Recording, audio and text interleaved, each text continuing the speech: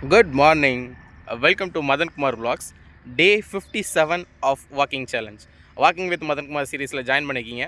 10,000 ஸ்டெப்ஸை complete பண்ணணும். So அதுதான் இன்றைக்கி டாஸ்க். இன்றைய பொழுது சிறப்பாக ஸ்டார்ட் ஆகிருக்கு. உங்களுக்கும் சிறப்பாக ஸ்டார்ட் ஆகிருக்கும் அப்படிங்கிறத நம்புகிறேன். எஸ், நேற்றைய பொழுது எப்படி இருந்துச்சு அப்படின்னு கேட்டிங்கன்னா ரொம்ப ஆசமாக இருந்துச்சு. எனக்கு ஒரு ஹாப்பினஸ் வந்துருச்சு. என்ன அப்படின்னா நான் முன்னாடி சொல்லியிருப்பேன், வீடியோஸ் வந்து ஒரு 1 or 2 days வந்து நம்ம டிலேவாக போடுவோம். உங்களோட கனெக்ட் இல்லாத மாதிரி எனக்கு ஒரு ஃபீல் இருக்கும். இந்த மாதம் அதை உடைக்கணும் அப்படின்னு பிளான் பண்ணேன். ஸோ நேற்றைய வீடியோ நேற்றே அப்லோட் ஆகிருக்கும். இன்றைய வீடியோவும் இன்றைக்கி அப்லோட் ஆகும். கண்டினியூஸாக பார்க்கலாம். உங்களுக்கு ஏதாவது கொஷின்ஸ் இருக்குது, ஏதாவது பேசணும் அப்படின்னு நினைக்கிறீங்கன்னா கமெண்ட்டில் சொல்லலாம். இல்லாட்டி பர்சனல் மெசேஜ் கூட டெக்ஸ்ட் பண்ணலாம். 1% of improvement every year, every month, every week, every day இந்த பாயிண்டில் தான் நம்ம ட்ராவல் பண்ணிகிட்ருக்கோம்.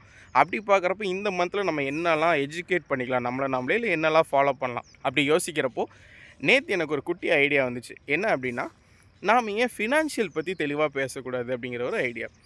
நம்ம என்ன தான் நீங்கள் நல்ல கேரக்டரெலாம் இருங்களேன், ஓகே, நல்ல கேரக்டராக இருக்கலாம், இல்லை உங்களுக்கு நிறைய படிச்சிருக்கலாம், என்ன இருந்தாலும் பேசிக்காக ஒரு மனுஷனுக்கு பணத்தை ஹேண்டில் பண்ண தெரியல அப்படிங்கிறப்போ அவனோட கிராஃப் ரொம்ப கம்மியாகுதுங்கிறது என்னோடய பாயிண்ட் ஆஃப் வியூ.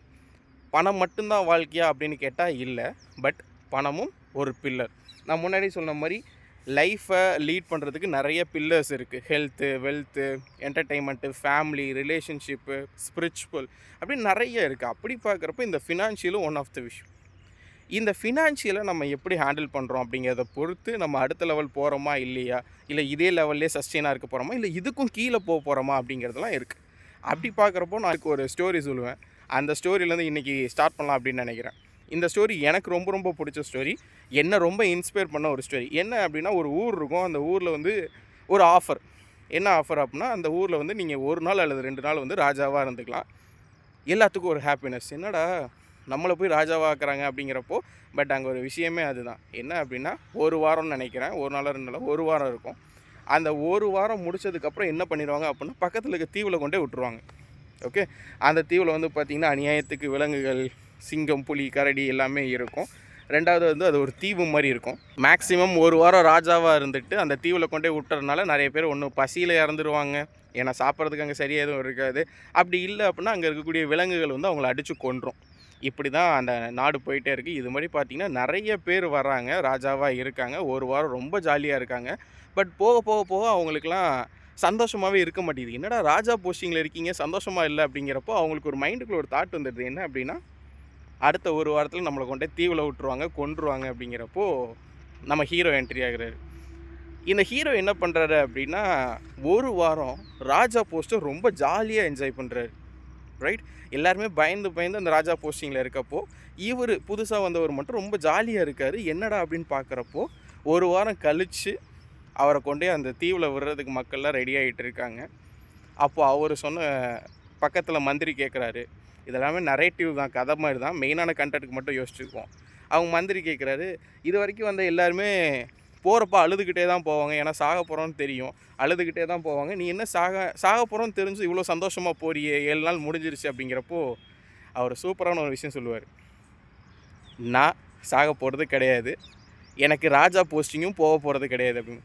என்னடா அதான் 1 வாரம் முடிஞ்சிச்சு, உன்னை ராஜா பதவியிலேருந்து தூக்கிட்டாங்க, உன்னை கொண்டு தீவில் விட போகிறாங்க, நீ என்ன ராஜா திருப்பி ராஜா போகிறேன்னு சொல்கிறேன், எதுவும் பைத்தியம் பிடிச்சிருச்சு அப்படின்னு கேட்குறப்போ, இல்லை, நான் எப்போ ராஜாவாக இந்த நாட்டுக்கு மாறணும் அப்போவே நான் என்ன பண்ணிட்டேன் அப்படின்னா, இந்த படையில் இருக்கக்கூடிய ஒரு சில படை தளபதிகள் அண்டு படை வீரர்கள்லாம் அந்த தீவுக்கு அனுப்பி அங்கே இருக்கக்கூடிய விலங்குகள், அந்த விஷ ஜந்துக்கள்லாம் இருக்கும் இல்லையா, அதெல்லாம் நான் அழிக்க சொல்லிட்டேன்.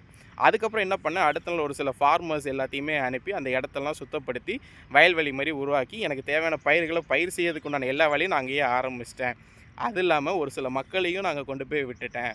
இப்போது அந்த இடம் வாழ தகுந்த இடமா மாறிடுச்சு. முக்கியமாக அந்த இடத்துக்கு நான் தான் அரசன். இப்போ எனக்கு அந்த தீவுக்கு போகிறதுல எந்த பிரச்சனையுமே இல்லை அப்படிங்கிற மாதிரி இருந்துச்சு.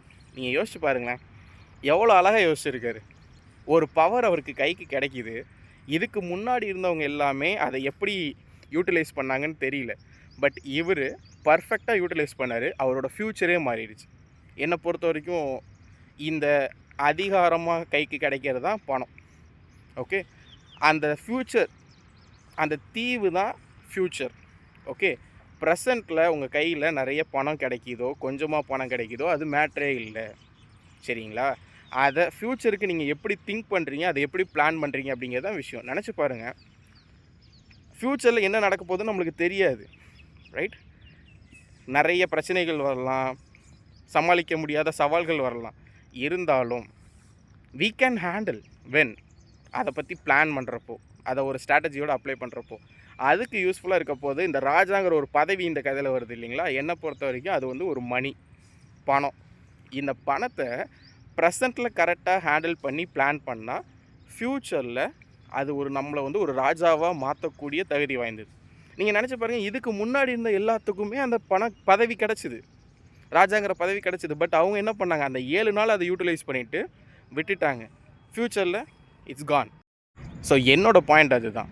நம்ம ஃபினான்ஷியலி கரெக்டாக ஒரு சில விஷயங்களை பிளான் பண்ணோம் அப்படின்னா நம்மளால் நம்ம ஃப்யூச்சரை பர்ஃபெக்டாக மாற்ற முடியும். பிளான் பண்ணுறதுக்கு எனக்கு என்னெல்லாம் தெரிஞ்சிருக்கணும் அப்படிங்கிற விஷயத்தில் அடுத்தடுத்த நாட்களில் பேசுவோம். இன்றைக்கி ஒரு விஷயம் மட்டும் தெளிவாக புரிஞ்சுக்குங்க. If you are good with money, you can handle your life in a smooth manner. Okay, ரொம்ப பிரச்சனைலாம் வராமலாம் இருக்காது. பட் நான் சொல்கிறது என்னென்னா, ஒரு பாத்தை வந்து தெளிவாக உருவாக்கிடலாம். அப்படி தெளிவான பாத்தை உருவாக்குறதுக்கு உண்டான வேலைகளை இன்றைக்கி ஆரம்பிப்போம். இன்றைக்கி 10,000 ஸ்டெப்ஸை முடிச்சுட்டு உங்களை மீட் பண்ணுறேன்.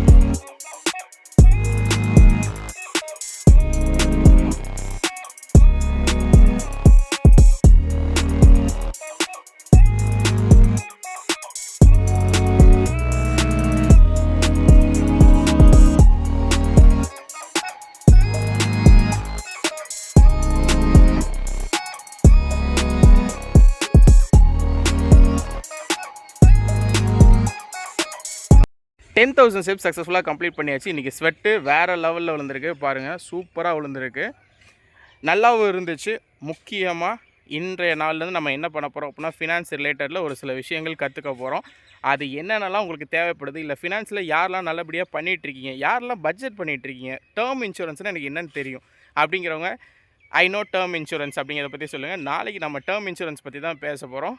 எஸ், இன்றைய பொழுது எனக்கு சிறப்பாக போச்சு, உங்களுக்கும் சிறப்பாக போகும் அப்படிங்கிற ஒரு பெரிய நம்பிக்கையோட have a great day.